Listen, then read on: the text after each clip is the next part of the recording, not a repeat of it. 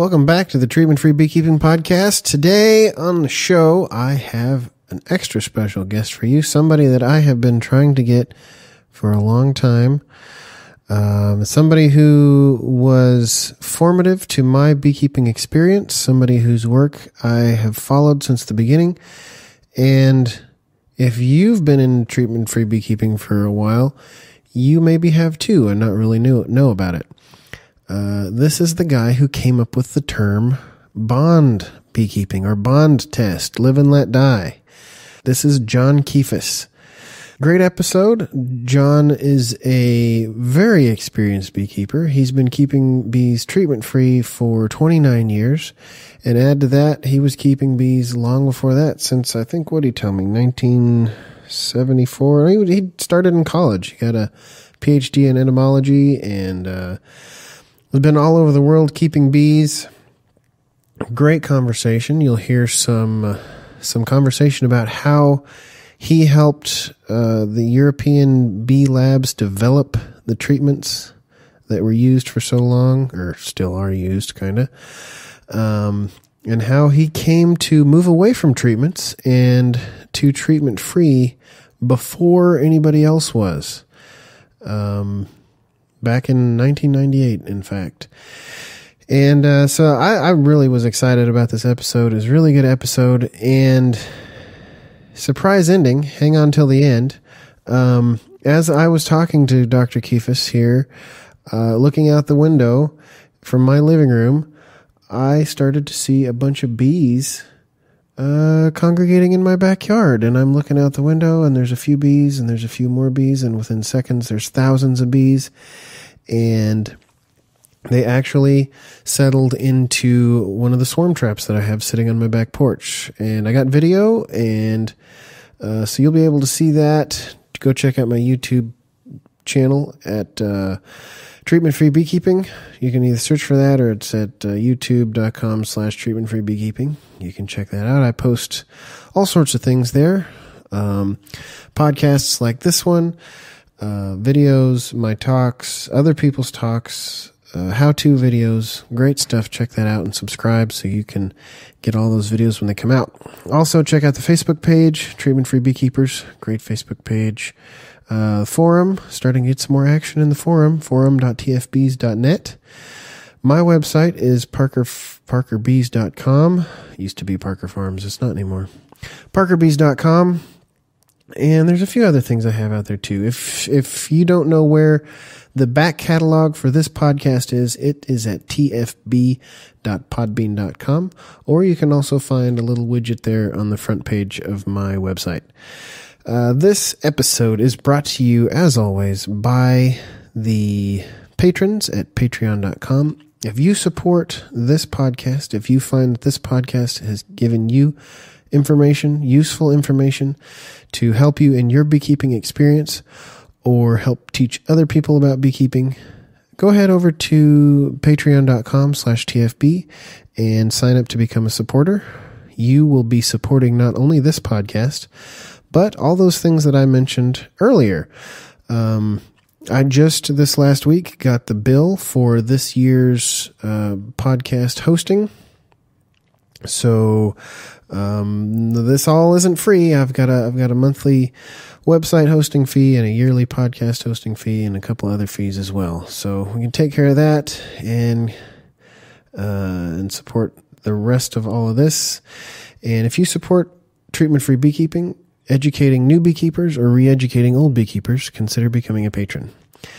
In fact, I had a giveaway just this week. Unfortunately, I can't announce who won the giveaway, but Jason Bruns donated a swarm trap that one of the patrons, is going to be winning. You'll hear about that soon if you're on the Facebook page, and probably on the next podcast if you listen to that. So, without further ado, here is Dr. John Kefuss, kind of the original treatment-free beekeeper. Not exactly, but kind of. Maybe. Kind of. Anyway, here it is.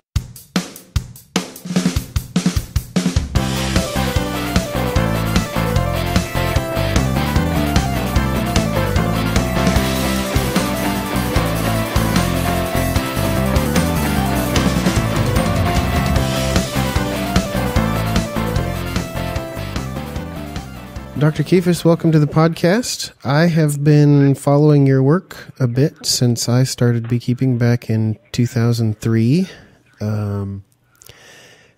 I was very interested in an article that came out about you, I think in 2001, that kind of introduced to me the concept of bond beekeeping. And it's a term that has been used here in the States ever since. So, before we get into that, why don't you just tell us how you got into beekeeping and how you came to be where you are today? Well, I got into beekeeping when I was 11 years old because I liked to eat honey, and I didn't have any money to buy honey, and so I figured if I had bees, then I could have all the honey to eat that I wished. That was when I was a kid in Ohio. And then after that, then I did my undergraduate work at Ohio State University and got a degree in entomology. Then after that, I went out to the west to Logan, Utah to work with the USDA and started doing some research work on honeybee photoperiodism. And after that, then I went to Oberusel, Germany, to finish my PhD on honeybee photoperiodism. And after that, I decided to come down to southern France and start queen rearing. That was in 1974. And since then, I've been in France since I got my wife is French. I married her in 1968. And then at one time I had a chance to start a beekeeping business down in South America in Chile. And so in 1974, with Francisco Ray Martinez, we started Pacific Queens, where we produce queens for shipping to different places in the world, and also select bees for high pollen production, because some years we would ship about 9 tons of frozen pollen to Europe for bumblebee production. So that gives you a little bit of a rough idea of what I've been doing, or not been doing, but anyhow, I've been pretty busy. Did you say photoperiodism? Right. Mm-hmm. That's the effect of light on bees. Bees are able to measure whether the day length is increasing or decreasing, and they use that to help control their brood rhythms. That explains why sometimes in the middle of winter you will look into a colony and you'll see that they're starting to rear brood, because their mechanism has been to start rearing brood has been started by the increasing day length. Is there anything we can do that as an application to beekeeping? Oh, probably yes. There's for instance, if I'll give you a good practical idea. When Larry Connor, I was working down to Bell, Florida with Larry Connor, and we one autumn we started to treat bees with photoperiodism, and we were able to produce a lot of drones in the month of December for the insemination work, when normally drones are not produced at that time of year. And so with that, he was able to inseminate about 3,500 extra queens because of those drones. And so there are certain advantages to that. There's still a lot of work to be done, but it's like anything, research takes time, and that's how it goes. Do you think it's worthwhile for a smaller, maybe hobbyist beekeeper to focus on pollen production? Depends if he has a market for pollen. What we found was that in Chile, for instance, Chile, we were running up to about 5,000 colonies in Chile, and now we're down to about 3,500.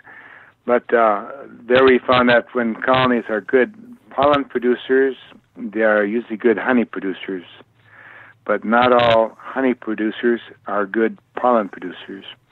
So by selecting for pollen production, you're probably selecting at the same time for higher honey production.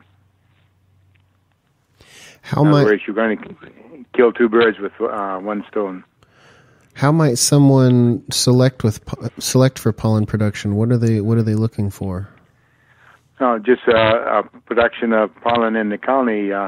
When you collect your pollen, instead of dumping it directly into the bucket, you either weigh it or measure it, the volume, and then you select from those that produce the most pollen. And it's not necessarily the strongest colonies that produce the most pollen.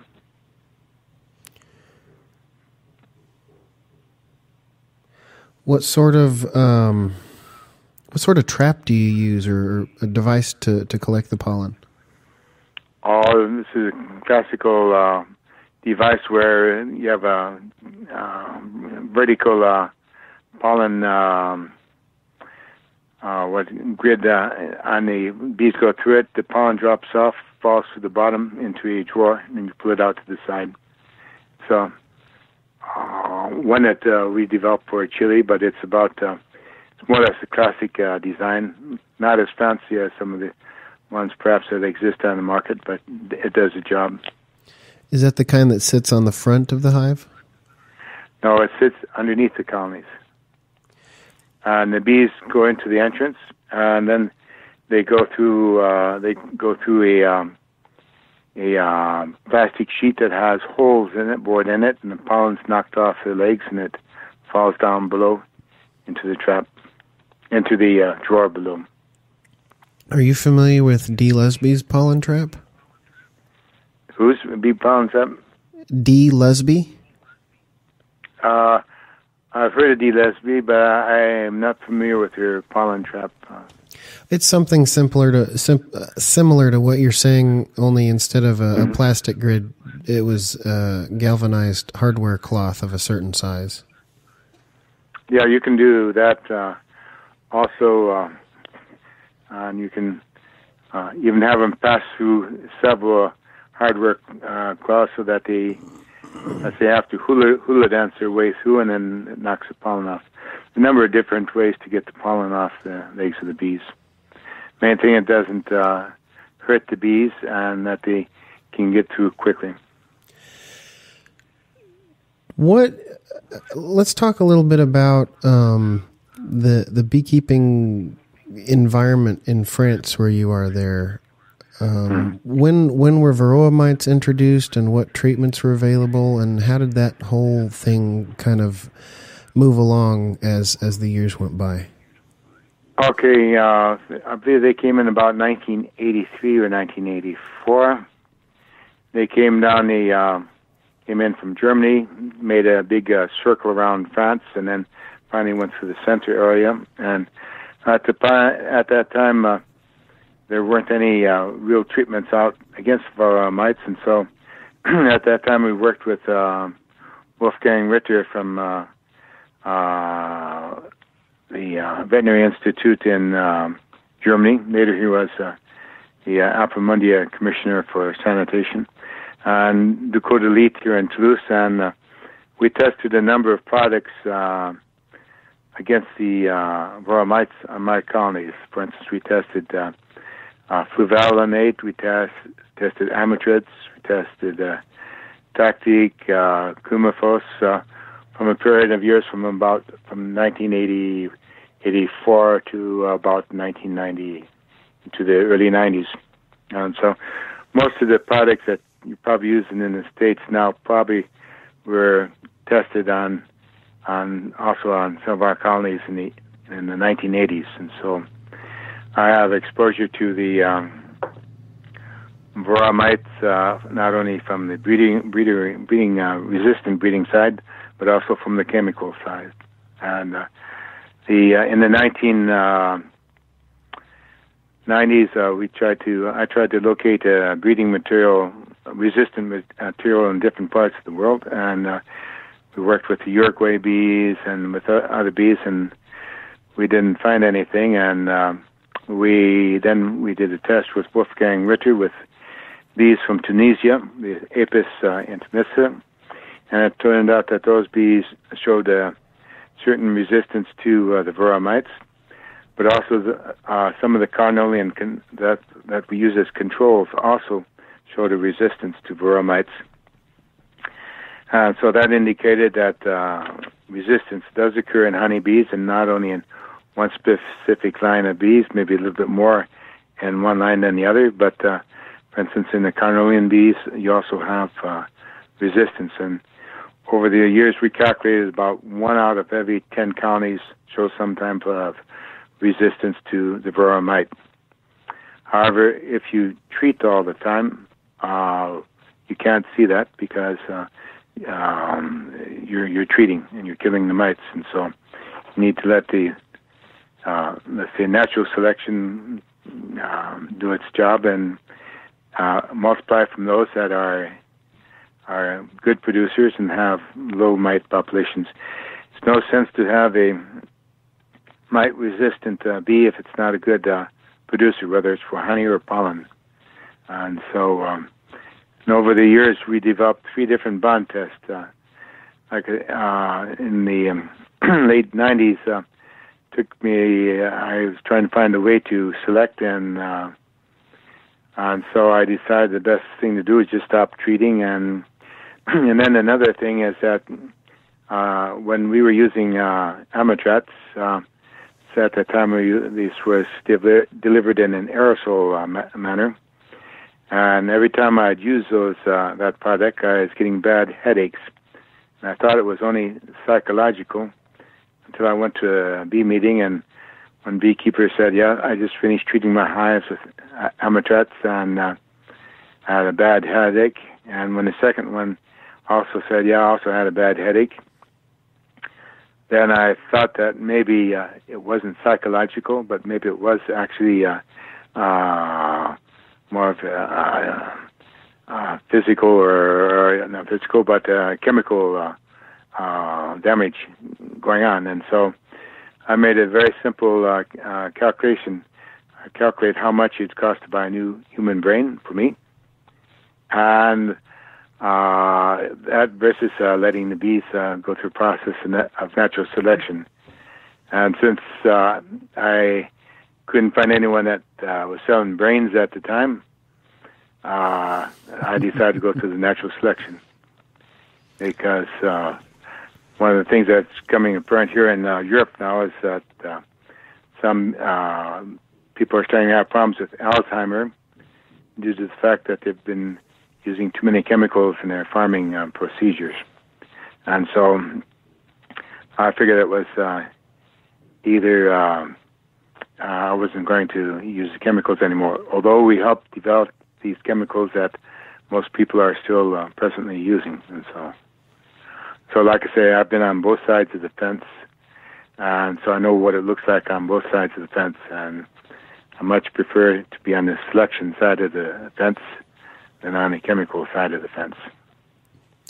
Well, I was fortunate that when I started keeping bees back in 2003, I did my research and learning in 2002, and that's where I first came across your work. But I was fortunate to choose to be on the treatment-free and selection side of the fence initially. So I've never been on the other side of the fence. I'm very interested in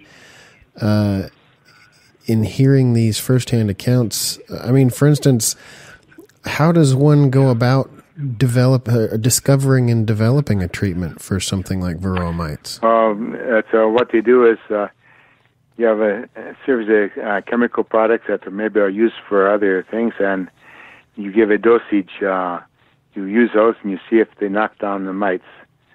And then you see at what point, at what dosage you have to remain under so you don't knock down the bees, because on all these tests, it's a question of dosage, and we lost a lot of chemicals through the chemical treatments, but at that time there was no other alternative because we were helping to develop the products, and finishing the hives for the test, and that was one of the ways we chose to survive at that time was to do that. But like I say, we could see that it's the dosage effect. It's just like one medical student was asked, how much of this medicine do you, what medicine do you give, and how much do you give to your patient there? And the man said, you give him one spoonful of this medicine, and the doctor said, good, it's the correct medicine, but you just killed your patient because you gave him too much of that product. And same thing happens with the bees. If you get up to certain levels, then you're going to cause damage to your bees. The idea is to try the levels at which you won't have damage to your bees and where you won't have residues in your beeswax. And so, I would say it's just a fairly straightforward testing work. You put it on your bees and see what happens, and then you increase the dosages until you start seeing it's having a negative effect on the bees. And you also see what is the minimum amount of the product that you have to use, so that you can kill the mites, but still have no problems with the bees. What kind of mite tests were you doing at that time? At that time, we were doing mite fall test on sticky boards. We were using lard, actually, to grease it, and counting the number of mites that would be falling down to give an idea. But the problem with that is that since we're using lard, sometimes wild animals would pull out the papers we put in there and then chew them up. And so, and then another problem we found later on is that you might have a lot of mites falling in a colony, but those mites might be coming in from other colonies. So just because you have the high mite fall, that does not mean it's a bad colony. It could be a very good colony that's just killing the mites as they come in. What I would call, let's say, a black hole situation where the mites come in, but they don't go out.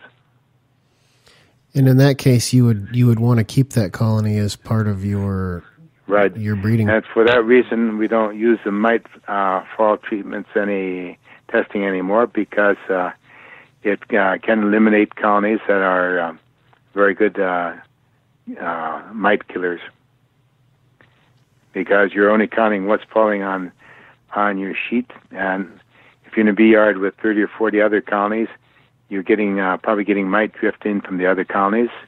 When we published our one paper on the Intimissa in 2004, at the beginning we saw no difference between the mite fall between the Carnolians and the Intimissa colonies, and but but when we checked out the mites in the brood and on the bees, there were a lot more mites on the Carnolian colonies, and not so many on the Intimissa colonies. And once most of the Carnolian colonies died out, then their mite populations dropped very steeply. So this is why I say you might be using a technique that you think is good, but you might be doing something that's you might be selecting against your best mite killing colonies. But it's like any type of research. You have to try it and see what happens, and then analyze the situation and make certain that you're not making any mistakes. When the mites showed up here in the U.S., treatments already existed from your work over there. Mm-hmm. Do you think that affected the way we approached the problem maybe differently than the way you did there? Probably because then, since these products already existed, then it was easier just going to start using them as a treatment. I remember Marshall Levin. He used to run the USDA in Tucson. Came by one time, and he said that he hoped that, we'd get some treatments out before they found mites in the States. But it turned out that while he was over here in France, they found mites in the States. But so anyhow, he did have a background to build on, and then of course the group in Oberusel with Brittner's group, and that did a lot of work on it. Brittner is where I did my in Oberusel, Germany, is where I did my PhD, and so I was there when the mites first came in from Romania in queen shipments. Is that how they came to the U.S. as well? To be honest, I don't know how they came to the U.S., but given the fact that you can have swarms of bees on boats and things like that, that's perhaps another way they could come in. I have no idea how they got into the States. Hmm. Did the mites develop resistance to the chemicals over there, sort of the same way they did here? Oh yeah, they developed resistance to chemicals, and so for that reason, the beekeepers start to rotate out in different products. One year use one, another year use another, etc. But like I say, this is there are other alternatives which are a lot easier to do in the long run. In the short run, it can be a little bit difficult, but sometimes you have to look at the long run.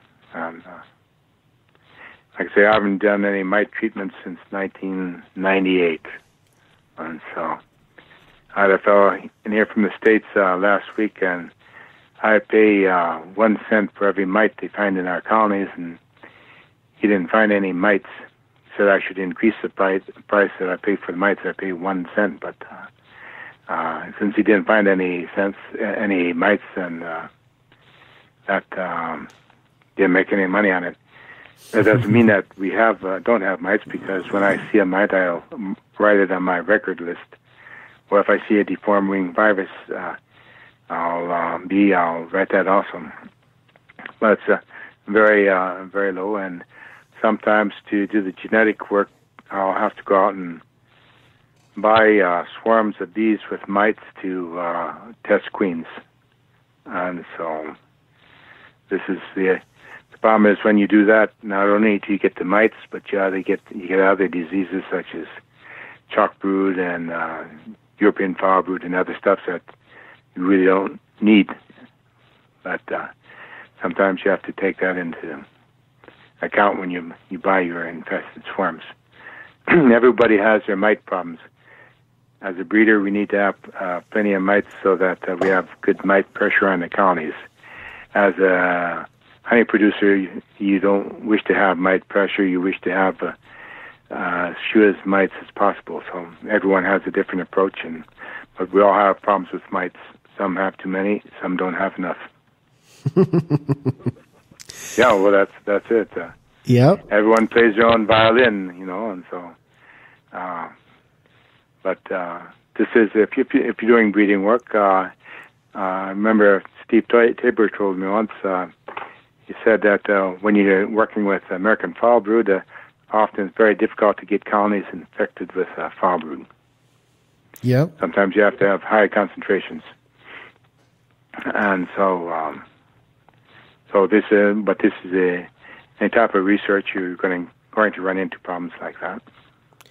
I think the same problem has come up with Marla Spivak's work in Minnesota with her hygienic bees. They don't really get American foul brood anymore. Yeah, that's the thing on American foul brood is that I know what I'm talking about because I worked at Rothenbüller's lab at Ohio State as a student technician to pay my way through Ohio State. And one of my jobs was counting scales of American foul brood. And he had some colonies that his brown lines, you could hang in a whole frame of American foul brood in it, and they'd clean it out, and the next day the queens would be laying eggs into that comb. the Van Scoy line, you put in 5 cells and the colony would die out from American foulbrood. And he at that time developed his 2-allele hypothesis to explain that behavior. Actually, it's maybe a little bit more complicated than that, because now people are up to over 96 different alleles. But if you have, for instance, Rothenbuehler, maybe he had just the alleles that he needed to get that resistance through, and didn't need more than that. Actually, some of the earlier work was done by O.W. Park in the 30s, and with Frank Bellet and a few others, and they had developed bees that were very resistant to American foulbrood, but that wasn't continued because they found sulfathiazole, and for most beekeepers it's just simply cheaper to buy a package of sulfathiazole and dump in a few spoons of sulfathiazole in each colony, and then that would take care of the problem.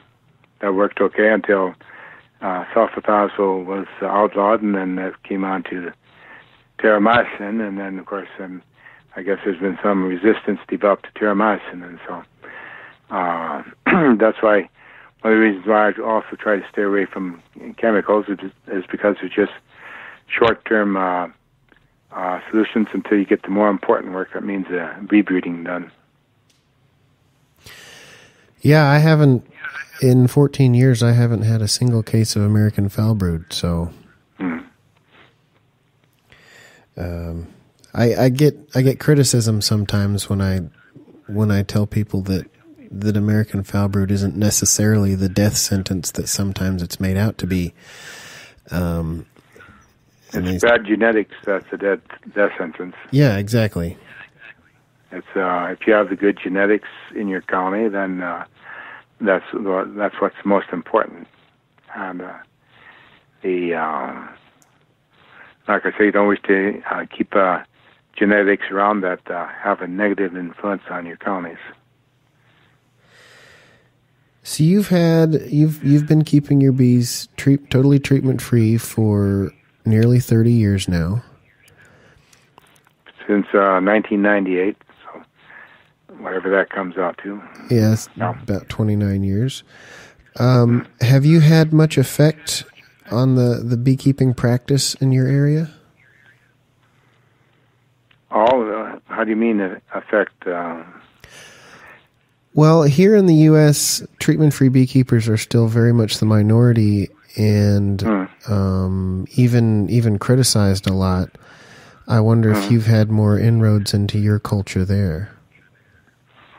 Oh, when we started off, we had a few criticisms. And in fact, one year I put, for 2 years in a row, I put advertisements in the bee journals to buy Varroa mites. And I only had two answers. One man told me that he just treated for his mites, and so he couldn't sell me any mites.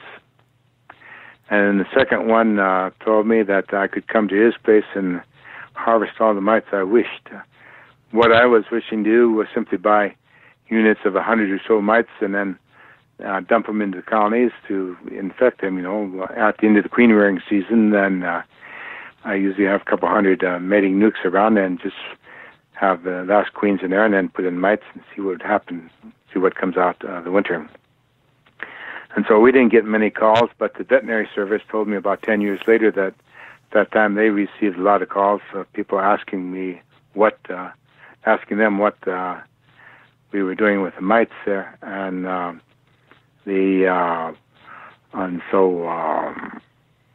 like I say, people are often afraid to do selection and things like that, but sometimes you just gotta go ahead and do it or try and do it. Just because you try to do it doesn't mean you're going to succeed, but at least you've tried. And if you do succeed, then it's been well worth it. And if you don't succeed, then you go back and go to your chemical treatments. Now, I've got beekeepers around me that tell me that they get about 4 years of use out of their Apistan strips. Now, I think what is happening is that their queens probably mated with our drones and they got a little bit of resistance into their colonies, but they're happy with what they see, and so the main thing is that the beekeeper is content, I guess. And I had said 15 years ago, I had said it'd take about 30 years before beekeepers really get involved in resistance selection, and so that means I've still got about 15 years to go before most people should be selecting for resistance. And I think that the way that people will start to be encouraged to select for resistance is that they have to be pointed out the economic advantages to selecting versus treating. And I know beekeepers well enough that if they see that they're losing money, they change their methods pretty fast. But until they see they're losing money or know they're losing money, then they'll continue as they were doing earlier. And so, like I say, it's a matter of demonstrating from an economic standpoint that it's worthwhile to select. Yeah, if you hit people in the pocketbook, it'll change their mind quicker than just about anything else. Money speaks. Money speaks, and so, for instance, I know one beekeeper in Canada. I had asked him how much it cost him to treat his colonies, and at that time he was running 15,000 colonies, and he said it cost him about 10 to 15 Canadian dollars to treat his colony. Okay, if you take $10 a colony, 15,000 colonies, that's $150,000 every year that you're going to put out. For $150,000, you can afford to do a little selection on your colonies. And as I told him, I said, for $150,000, take your wife on a vacation for $150,000, she'll be quite happy. But like I say, it has to be. Beekeepers will adopt it when they are showing the economic benefits, and that's why we published one article in the Journal of Apiculture Research showing results of our testing, showing that it is possible. And that's just a matter of sitting down and doing it. If you can, a lot of people are waiting for somebody else to do the things, but actually, if they do it themselves, maybe they'll go even a lot faster. There's a lot of things that I would do for $150,000. Oh, yeah. No. Yeah, and as I understand now, some beekeepers are probably even spending more than that now, because I've heard that some are doing 4 or 5 treatments or more a year, which seems to me a lot. When you have to pay people to work for you, for instance, Chile, we were running up at one time. We were running a little bit over 5,000 colonies, so we had to pay. We paid for people to help us work, and so you have to be pretty efficient. And if you're just paying to something where you're losing money all the time, then try to correct that situation. For that reason, in Chile now, we started to use what we call the soft bond test. In other words, in contrast to the bond test, first test we developed is just a simple survival with no selection for production. In other words, what survived will be bred from, and what died is dead. So statistics are easy to do. And then the problem with the bond test is sometimes it takes several years before you see results. And during that time, you're going to have a certain amount of losses, and so then we developed what's called the BAT test. This is Bond's accelerated test, and this is simply you take a comb of with 40 or more varroa-infested cells per 100 cells and put that in a colony that you wish to test. And using about 6 months' time, you can tell whether or not that colony is going to show resistance or not. And that test we had to stop using because we don't have those for our populations anymore, and so this is a technical problem. Otherwise, it's a very simple test to do. I should have at that time. I had some bees that were very good for mite production. I should have maintained some of those lines just for mite production. Yeah, it's true. But I had one colony that had 94 mites per 100 bees. Wow. And that's a pretty high infestation. And in the beginning when we treat, we had often thousands and thousands of mites fall. But as a commercial beekeeper, I can only do so much. And although I would have liked to have also bred for mites, financially it wasn't economical for me to do. Because the advantage of doing that, if you breed for resistance and breed for no resistance, then you can do crossing experiments and study the genetic mechanisms, which is something more of a scientific project and not of a project for commercial queen breeder. Mm-hmm. But so, like I say, it's the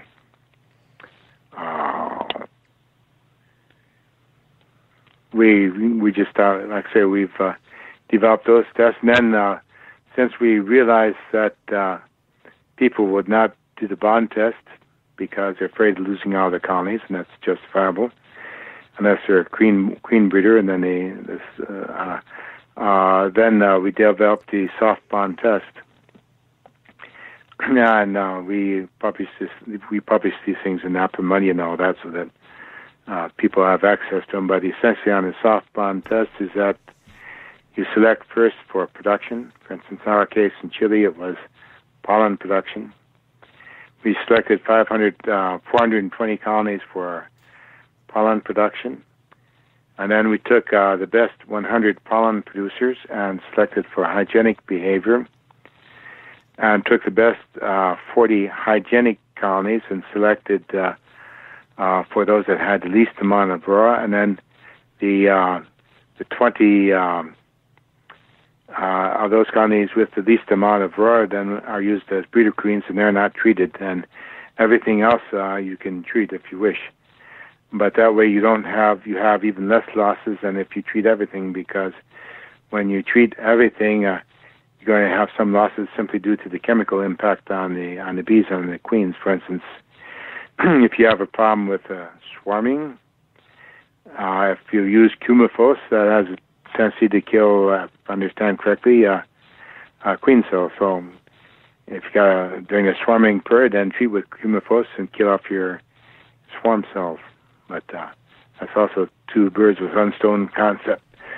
But like I say, so we developed a soft bond test, and so actually what it means, if you're out of 420 colonies, there's only 20 colonies that you don't treat, and those are don't need to be treated anyhow.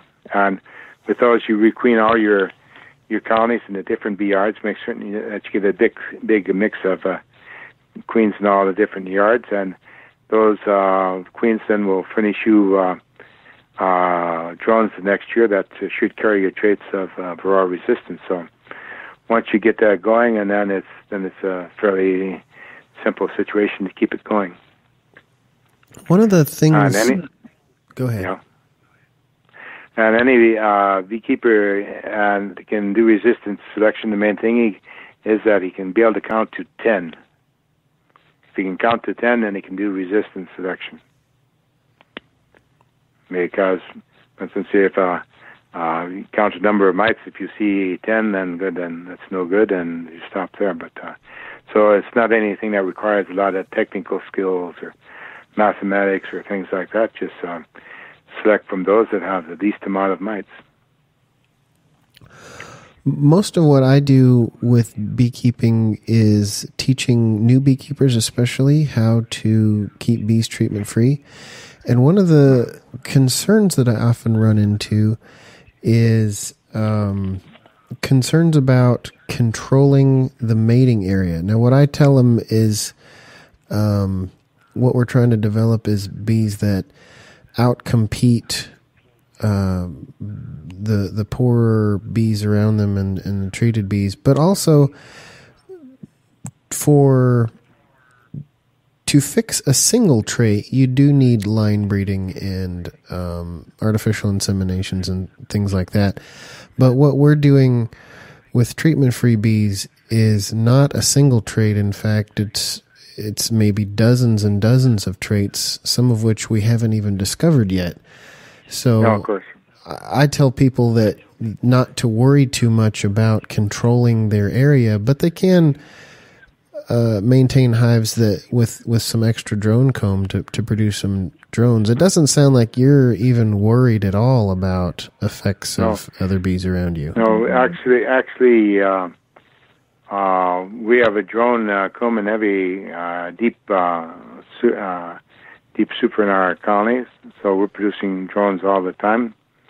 We don't worry about other beekeepers because we wish to get that genetic viability, because the other bees, some of them have good local adaptations, and so we wish to incorporate that into our line of bees. And when it's quite easy for us to sort out those that have mites and those that don't have mites, and so that's something we don't worry about. Isolation, we don't worry about. And in fact, we often we maintain bees over a couple hundred, I'd say it'd be about 100 or 200, about 150 mile transit. And so we get exposed to a lot of different mites from other beekeepers under different conditions. And as you pointed out, there are probably many different resistant mechanisms that we don't know about, and that it's important to try to keep as many of these resistant mechanisms in your colonies as possible. And as the genetics, as our knowledge of genetics improves, then we'll be able to maybe use some of these things a little bit more efficiently. But for right now, sometimes this old caveman approach seems to work okay for us, and so if it works and say use it, then it. Like I say, in the fall of the year when everyone's out treating their colonies for varroa mites, I don't worry about that, and I just make sure that they're well prepared for the winter, and that's it. Then I don't look at them until about from September until March, and then anything that's dead is dead, and period. And if they're not, if they don't know how to manage their own provisions and things like that, then those colonies should be, they eliminate themselves. So we're trying to select the bee that's fairly rustic, that has as few problems with bee diseases as problems as possible, not only with varroa mites, but with viruses and any other diseases. Are you familiar with the concept of mite bombs? Do they use that term over there? No, not yet, but mite bombs don't. If I understand, a mite bomb is a colony of bees that is dying out and gives its mite to the other beekeepers. That's a mite bomb, right? Or, yeah. Do you have a point of, what do you think about those? Because that's a objection that I get quite regularly. I was wondering about your thoughts. Okay, when you go down it, you have to go actually.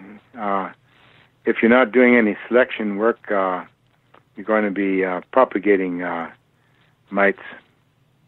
If you're treating all the time, then you're making conditions where mite bombs can occur. But the thing is, if you have resistant colonies around, these colonies are probably picking up the mites from those mite bombs, and so, as I mentioned earlier, I liken resistant colonies to what you call a black hole in the universe, where things go in, but they don't come out. And the objective of beekeepers should be to get as many of these black hole colonies around as possible, and then that will help alleviate the other beekeepers who treat. And at the same time, the positive point is that the beekeepers that have their treating all that are finishing mites for testing the colonies for resistance, and so they're helping you advance your own selection program. I won't say it's a win-win situation for everyone, but I'm not worried about mite bombs. What I'm worried about is about beekeepers that don't look into the colonies, don't try to eliminate colonies that are poor, whether it's for mites or for honey production or things like that.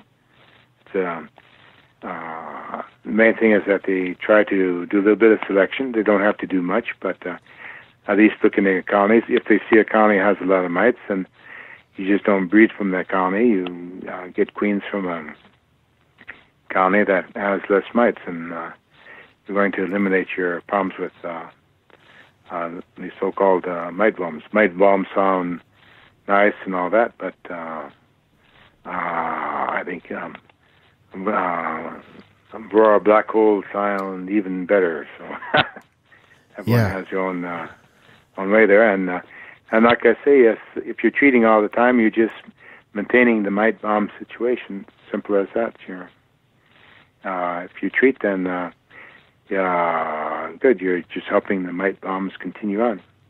The thing about a mite bomb is once the colony is dead, it's dead, and then it can't infect anymore.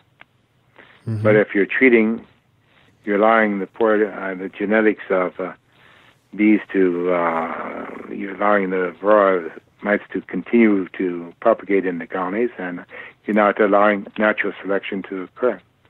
And as I say, if you do the soft bond test, then you really shouldn't have any problem with mite bombs or anything like that.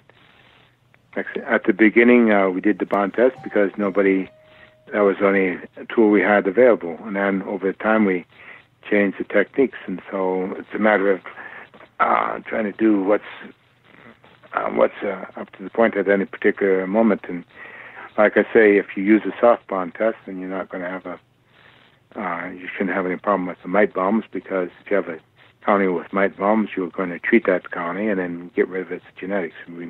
Remove it from the population. I use a lot of these points, but I've never really grasped the concept of the black hole. I really like that. Yeah, well, it's in the space system, you have black holes and objects where things go into that black hole and they disappear. You don't see them again. And what happens to them afterwards, don't ask me, but you don't have a problem with it. If you have a planet that goes into a black hole, it's gone. And like the mites, if they're going into the resistant colonies, which I equate with black holes, then they're pulling the mites away from the general population, so they're reducing mite pressure on the unselected colonies also at the same time.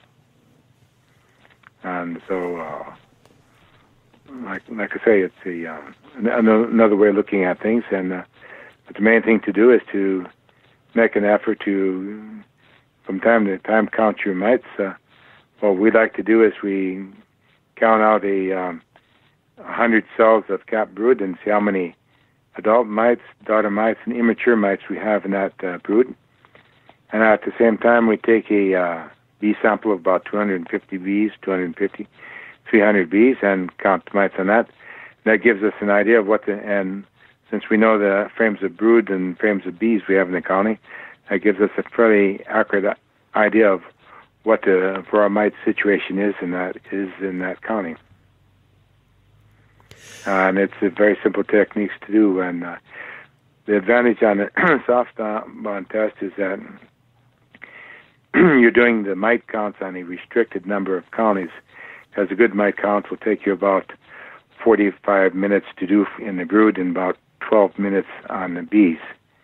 And but there's a little technique. If you freeze your brood real hard, then the wax shatters, and so you can actually go a little bit faster on your mite counts. I see. Do you find that productive colonies tend to be those that don't have mite problems? I've never really done mite tests myself. I basically just ignore the mites and go with the colonies that are productive and gentle, and the colonies that are not productive, the bottom third every year I try to completely dissolve and get rid of and replace with genetics from the top third. So, but do you find that to be the case? Yeah, I think it's the case there to, like I say, on the soft bond test, that's essentially what you're doing is you're removing your poor genetic material and replacing it with the better genetic material. So normally then you're increasing your level of level in your colonies. And when we were testing for pollen production in Chile, for instance, we had to modify our pollen counting devices because they were producing more and more pollen, and so we had to make bigger devices because we use volumetric measures to measure the pollen production. And so you can see over a period of time, you can see a gradual increase in your production, and normally also see a drop in your mite counts and things like that. Is pollen do you have a good market for pollen where you are? At that time we were shipping pollen to Holland for bumblebee production. Bumblebees use a lot of pollen for bumblebee producers use a lot of pollen.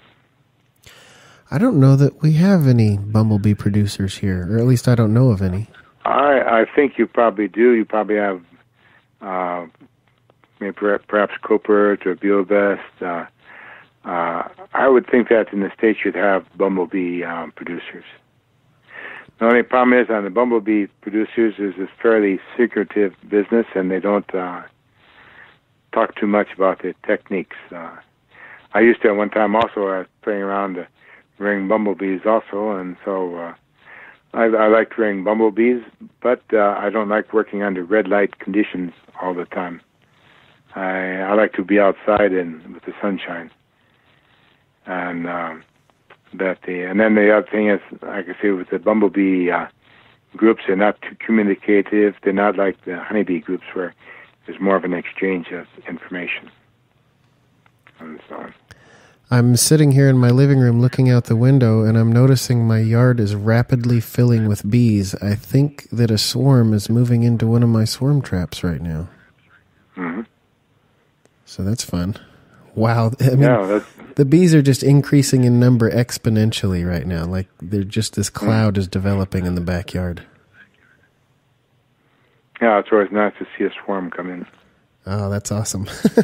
Anyway, is there anything you'd like to promote? Do you have any books or websites or anything you want to tell us about? No, I don't have any books, no websites or anything like that. Good. There's one article in the Journal of Apicultural Research we published that gives an idea of our basic concepts. This is open access. To give an idea, we publish that as open access. That cost me a little bit over $2,000 to publish that.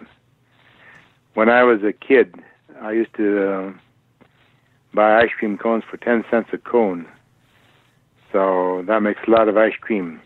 And I tell people that since I like to have my reading materials free of charge, for that reason I went ahead and paid for the open access. And the idea is that people read that article, perhaps get some ideas and find a better way to do it. And then if they do, to let me know so that I can also advance. Because that's how you advance, is by trying something and trying to do it better than somebody else. So we're doing things now, but I'm certain that in maybe 10, 15, or 20 years, it'll be done differently, hopefully. Well, great. Well, I've certainly appreciated your work over the years. I've been really looking forward to talking to you on the podcast, and I love to introduce your work to other people. And I know that they can, if you do a little search, you can find some articles that have been written about you. Also, there's a woman I discovered in down in the Bay Area, I think, has written a number of articles about you. I forget her name right offhand. But I've really, I mean, just from me to you, I've really appreciated your work over the years, and it's been a pleasure to talk to you. And I thank you so much for taking the time to, because it's late in the evening for you there. It's noon for me. No, so I usually work until about 11 or 12 o'clock at night. At lunchtime, I take a 30-minute siesta, and that way I can put in another 4 hours extra work. Well, thank you so much for taking an hour out of your day, and I really appreciate you being on the podcast. And hopefully, I can introduce you to a whole new generation of beekeepers. Hopefully, your new generation of beekeepers will introduce me to a whole new group of ideas. Great. Thank you so much, and I look forward to talking to you in the future. Okay. Bye now.